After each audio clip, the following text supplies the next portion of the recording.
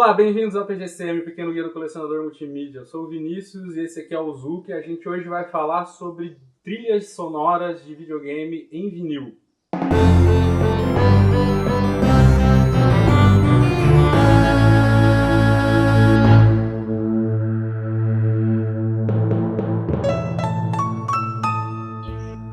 Então, pessoal, hoje a gente está aqui com o Zuka. O Zuka é compositor e músico, ele faz trilha de videogame aí e também compõe música popular, né?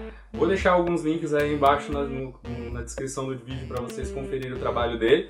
Um dos trabalhos é a vinheta de abertura aí do canal, né?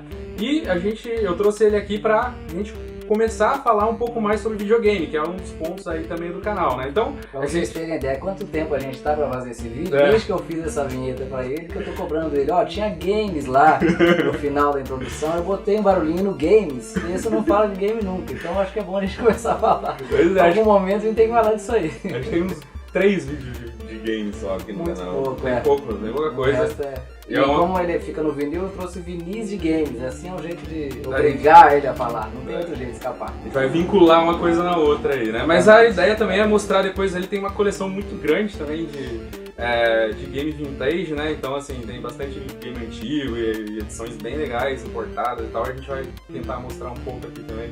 E algumas coisas mais modernas também, né? Legal, eu sou mais retrô, né? Hoje em dia mais retrô, não tenho nenhum console da geração atual, né? Só dos mais antigos realmente, mas tem algumas coisinhas, tem sim, dá pra gente pensar num próximo vídeo sobre isso aí específico. Beleza, e hoje então a gente vai mostrar, né, algumas trilhas que saíram aí de videogame em vinil.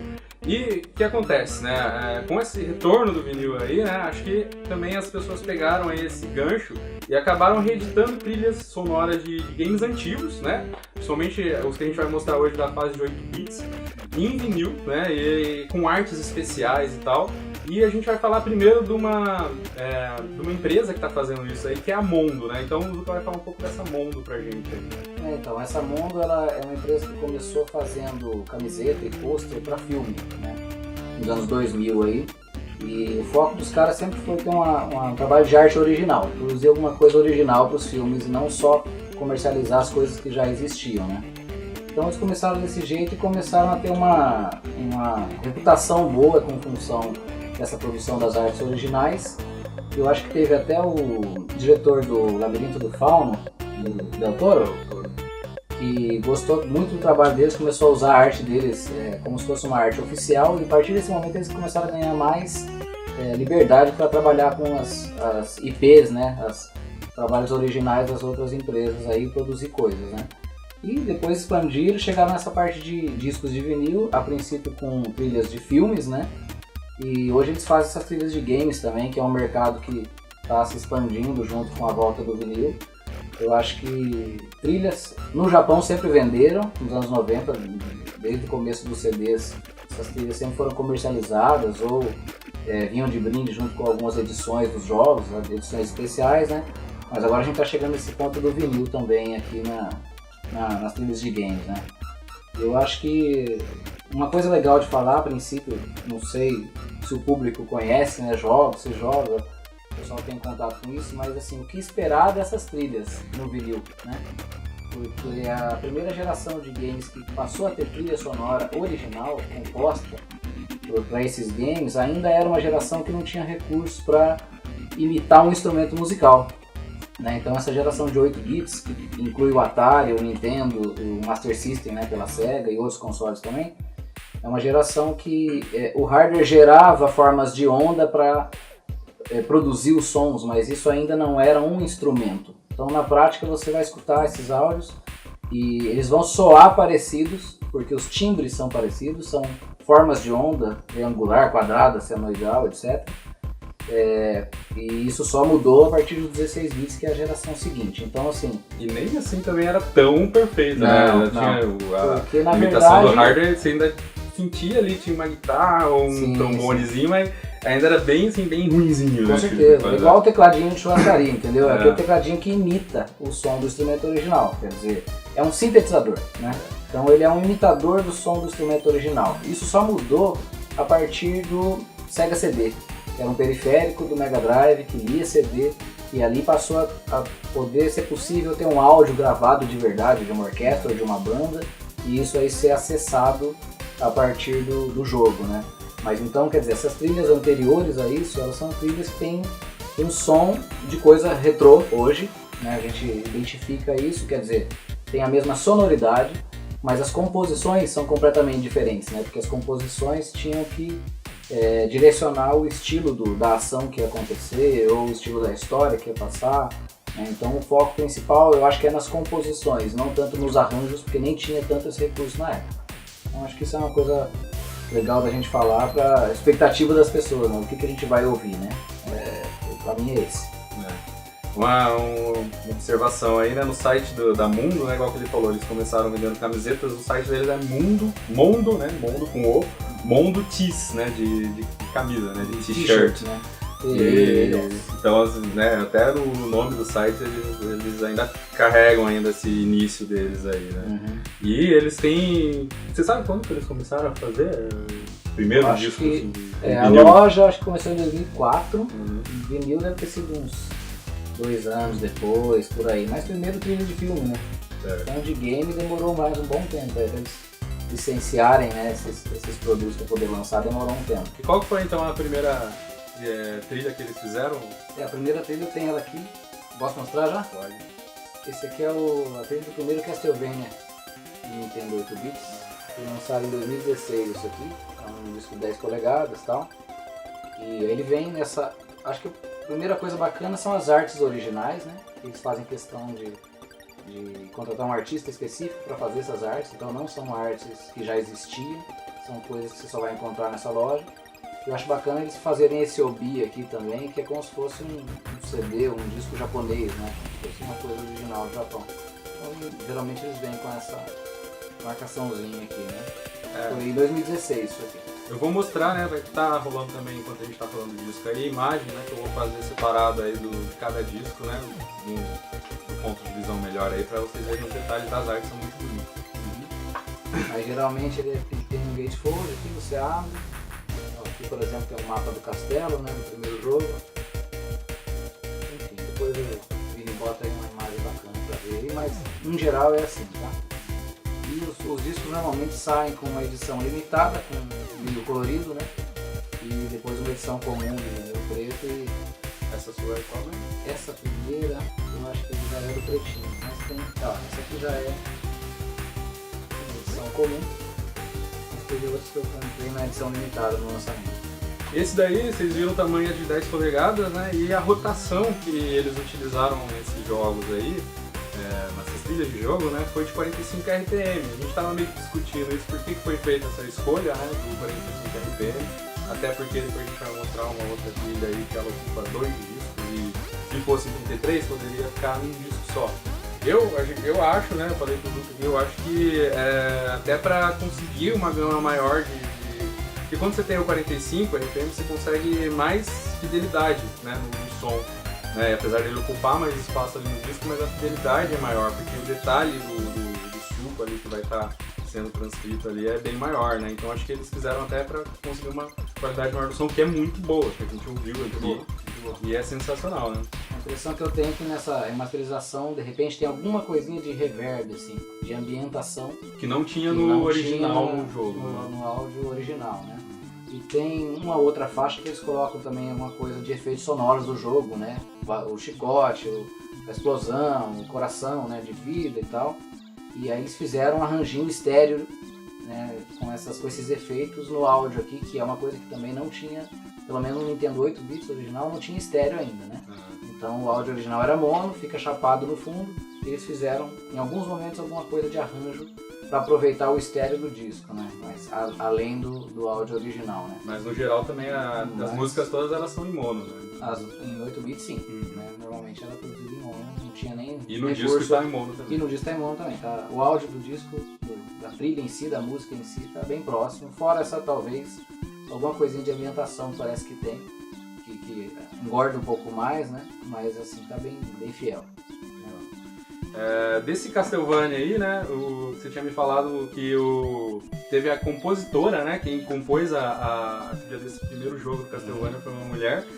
E que ela não seguiu nos outros, né? Mas os outros eles seguiram o padrão que ela estabeleceu, né? Me conta um pouco. A gente estava conversando antes um pouco isso, né? Eu acho legal essa trilha do primeiro Castlevania, que é de 86 esse jogo.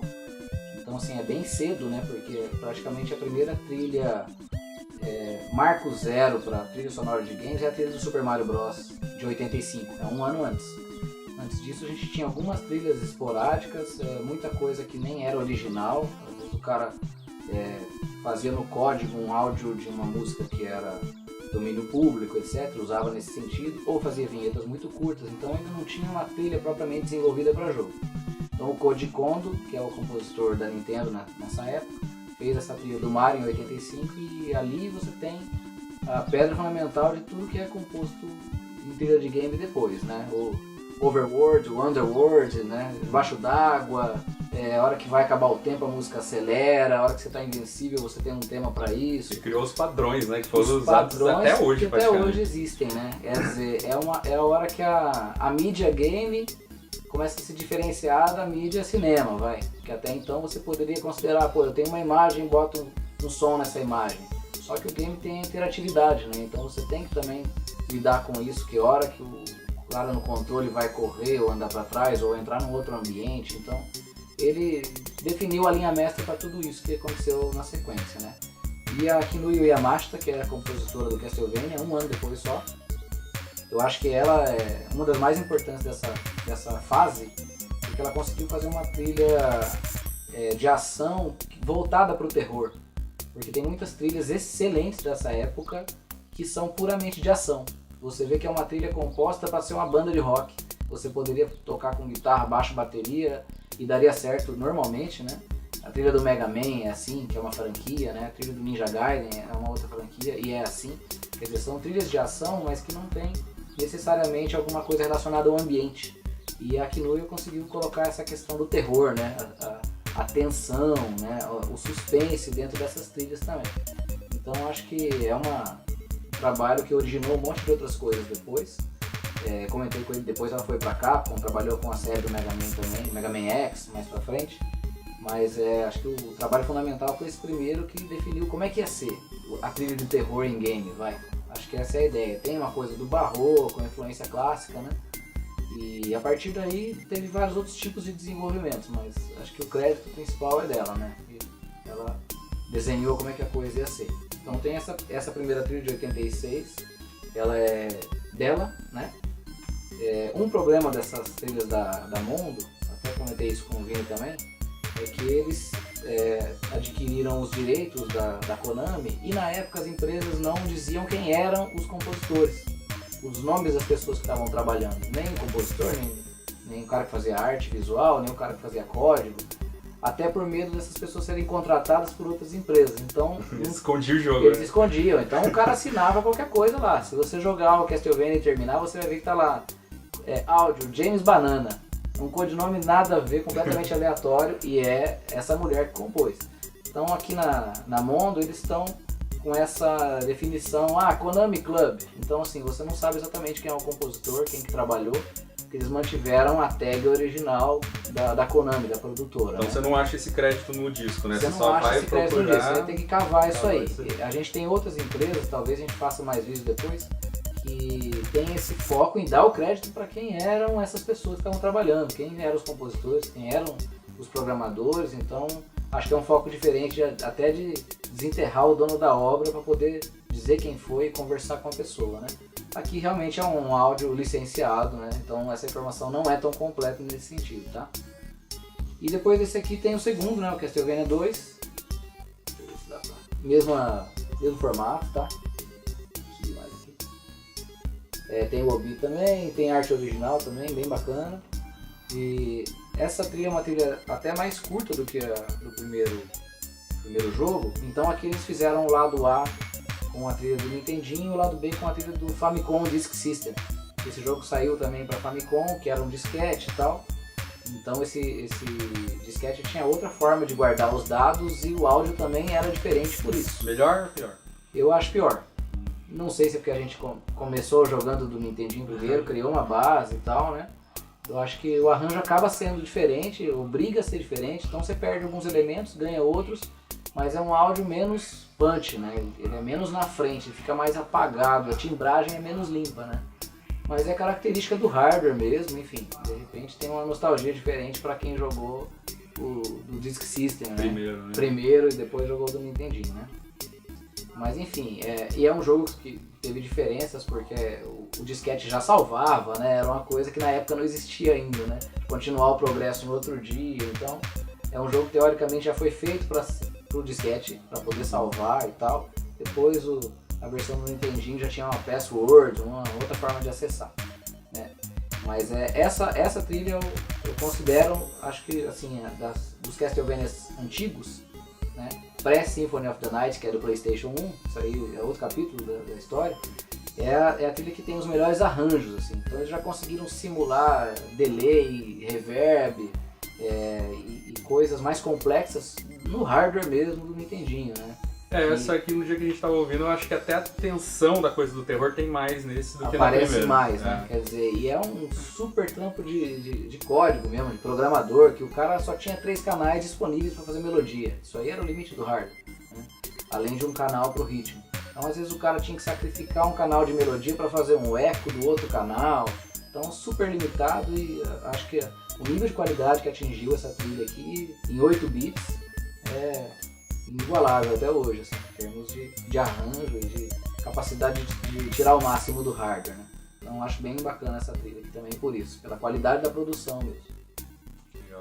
E aí você pulou um dos jogos, né? Pulei o 3 porque eu não gosto. Aí vai ter gente embaixo, pô, o 3 é o melhor e tal. Ele não gosta do jogo. Eu não gosto dessa trilha. Esse Castlevania 3 é o terceiro do Nintendinho 8 bits. Teoricamente ele era pra ser o melhor mesmo, porque ele é um cartucho que no Japão saiu com chip de áudio a mais, para ter uma qualidade de áudio extra, né? Mas acho que as composições são mais burocráticas, assim, é um negócio mais clichê, mais comum, é muita técnica e não passa tanto a parte do impulsionar o jogador pro jogo, né? Que é uma necessidade da mídia interativa, você empurrar o cara para fazer as coisas que ele tem que fazer, né? E o 3 eu acho mais pobre nesse sentido, em termos de composição e de arranjo do que as duas primeiras. A primeira é pioneiríssima e a segunda é o máximo em termos de extrair o suco do hardware mesmo. Tudo que o hardware podia passar tá nessa segunda. Então pulei o terceiro, é uma capa linda, de repente um dia eu compro. Vou colocar a capa aí na tela. Se tiver de promoção e tal e coisa eu compro, mas não é uma trilha que eu gosto, né? Não me influenciou como compositor. Então, enfim, pulei ela e fui direto pro 4. Vou mostrar o 4 pra vocês. Já é um álbum diferente, né? Ele é de 12 polegadas esse aí. Então assim, o 4 tá aqui Super, né? Super Castlevania 4, porque já é pro Super Nintendo, né? Então já é o console seguinte, da geração de 16 bits. Tudo que saía no Super Nintendo era Super alguma coisa, né? Pegava o jogo velho, Super Adventure Island, né? Enfim, era só adaptação das coisas antigas. Então tem o Super Castlevania 4 aqui. E lógico que essa trilha já tem uma qualidade de produção melhor, porque o hardware era melhor. Então o hardware do Super Nintendo já tinha 8 canais, né? Já era estéreo e já tinha essa coisa do FM que eles falam, do Frequency Modulator lá, que chegava mais próximo de uma imitação de um áudio de um instrumento de verdade, né? Igual um tecladinho Cássio. Igual um teclado Cássio dos anos 80. Bem por aí. Pouco melhor, acho, que o Cássio dos anos 80. Porque aqui particularmente nessa trilha, o trabalho para chegar no som do órgão de tubo é excepcional. Eu cheguei assim já a destrinchar alguns áudios dessa trilha, e desses 8 canais, tem situações que o cara gastou 5 ou 6 canais só pro órgão de tubo. Porque ele ficou repetindo e colocando frequências diferentes e simulando aquela ambientação. Então, sobrepondo o som, né? Então assim, um sacrifício dos outros elementos para dizer assim, olha, esse órgão de tubo é o cara do disco. E realmente é bonito, soou legal pra caramba aqui no vinil. Né? A gente escutando, tem uma qualidade muito boa e tal. Essa edição é dupla, né? Essa é dupla, são 2 discos. E os dois é do mesmo console. Os dois do mesmo console, porque essa trilha é grande, realmente. Tem bastante fases, né? Esse é o caso que eu falei, né? Que ele então tá em 2 discos, mas o total dá uns 45 minutos. Eles poderiam ficar em um disco só de 33, mas eles escolheram fazer 2 de 45. Exatamente, e é o que ele falou, né? Provavelmente a qualidade aumenta, né, em função disso. Eu acho que por causa de ser digital também tem um negócio das frequências, né? Então talvez os sucos tenham que ser melhores, assim, pra trazer uma fidelidade maior no disco, né? Porque tem aquela frequência bem aguda, né? Sim. E também tem uns graves bem legais, assim. Então, acho que a gama de frequência é grande, né? Quer dizer, do começo ao fim ali das faixas de frequência ocupam uma região, né, grande. E tem a onda literalmente quadrada, a onda literalmente triangular, quer dizer, um formatinho lá que o gerador, né? Nenhum instrumento de verdade é assim, tão reto, né? Com os ângulos tão retos, então de repente é uma coisa física aí, é muito certinho, é demais, né? Então de repente tem uma limitação física nesse sentido aí também para conseguir tirar um áudio legal, né? É um áudio digital a princípio, porque vem de um computador, né? Mas na prática ele ganha um corpo analógico porque ele saía de um chip, de um circuito que passava num resistor, que passava num capacitor, num indutor. Então ele ganhava um corpo também de acordo com o hardware que estava executando ele no momento, né? Então é difícil você achar esse equilíbrio de como que deve soar, né? Da mesma forma que você tem esse problema com o vídeo, né? Com o pixel art, que você bota numa TV moderna e é diferente, né? Acho que o áudio também tem esse corte, né? E de repente essa ambiência que eles colocaram ajuda um pouco a dar esse efeito do que seria um hardware de verdade executando essa faixa, né? Já que você não tem um instrumento original gravado para você ir lá e pegar aquilo, né? Você tem produzido digital, né? Então você pelo menos incorpora um pouco mais esse som com essa informação extra. E aí a última que a gente tem pra mostrar aqui, que é o Contra. E esse aí ele também ele tem 2 lados, né? Esse disco, só que cada lado dele é um console diferente, né? Não sei se dá pra ver aqui. Então, aí tem essa trilha de um lado do arcade, do outro lado do Nintendinho. Eu gosto mais ainda da trilha do Nintendinho pelo punch, pelo corpo que a trilha tem, mas também tem um fator nostálgico aí, não dá pra... Eu também prefiro a do Nintendo. Tirar isso, né? A do arcade era pra ser melhor, teoricamente, o hardware era melhor, você tinha uma placa, né, fisicamente com mais recursos, né? Eles colocam até uns timbres de mais instrumento, né, no arcade. Chega mais perto disso que a gente falou da timbragem. Tá em estéreo, né, também, se não me engano. Do arcade sim, né? Do arcade tá já tinha esse recurso.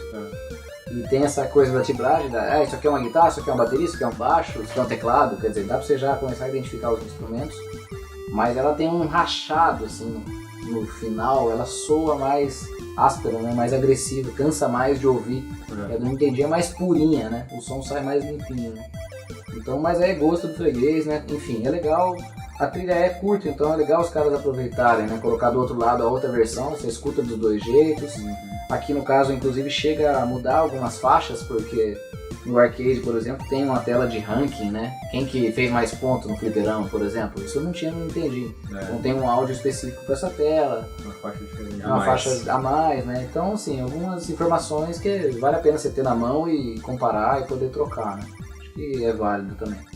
O processo é igual, arte original, tem um OBI, você tem um gatefold para abrir. Quem faz essas artes dos discos aí é sempre a mesma pessoa ou eles têm um time de artistas? Não, eles contratam para cada projeto. Para cada projeto. Né? Você tem artistas que são fixos, que estão lá desde o começo e tal, mas tem artista que é contratado para aquele projeto. Eles fazem, às vezes, que eu recebo os newsletters deles, né?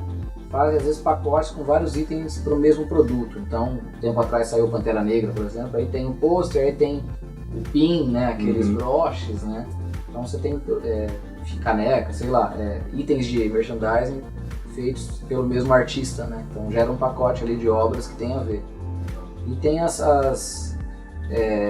palhetas diferentes, isso eu acho um negócio interessante também. Quando eles fazem pôster, normalmente você tem tipo 3 cores diferentes para a mesma arte. Então, o cara produz a arte e gera outras cores, você escolhe a paleta que você quer, né? Manda vir um pôster e tal.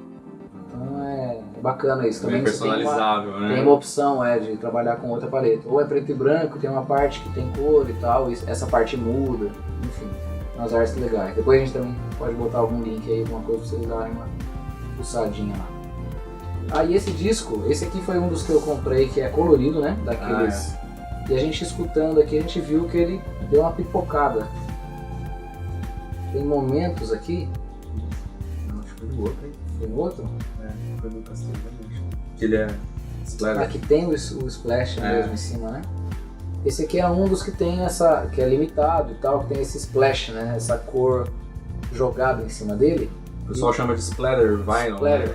tá. Eu não sei como Não Porque sei. nem tem, né? É Aqui um- no Brasil eles nem produzem. Claro, né? Um respingo de tinta, né? E a gente escutando ele pulou várias vezes. Tem momentos que esses respingos assim, eles acumulam em algum canto. E essa tinta ela vira um rampinho ali e a agulha não passa. Né? Eu até comentei com o Zuka, porque eu vejo bastante gente com esses discos, né? Eu não tinha nenhum na minha coleção, não tenho ainda, né? Ele trouxe esse daí pra gente ouvir. E aí a gente pegando a lupa, a gente viu que bem onde tava o respingo, ele tá, tipo, né, como se tivesse empelotado mesmo a tinta ali, né?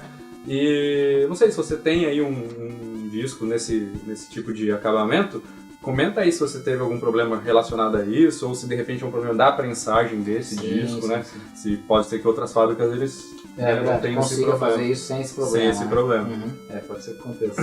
Mas dá a impressão que é um acúmulo, é um excesso de tinta, né? Então ele fica num canto ali, uma pelotinha, e faz a agulha pular. Então realmente a gente teve problema com esse disco aqui. Quer dizer, a edição limitada foi pior do que os comuns, né? Em termos de qualidade. Então nas próximas... Né, É bonito de se ver, mas de se ouvir não ficou tão legal. Quando tá na parede, ok, mas fora isso, pulou e tal, não deu a mesma, né? Qualidade dos outros. Né? Mas é isso aí então, pessoal. Esse foi o nosso vídeo aí de retorno aí em 2019, né? Vai ser o primeiro vídeo do ano. Coloca aí nos comentários o que vocês acharam, que vocês querem mais saber sobre trilha de jogos de videogame aí. E até o próximo. Valeu.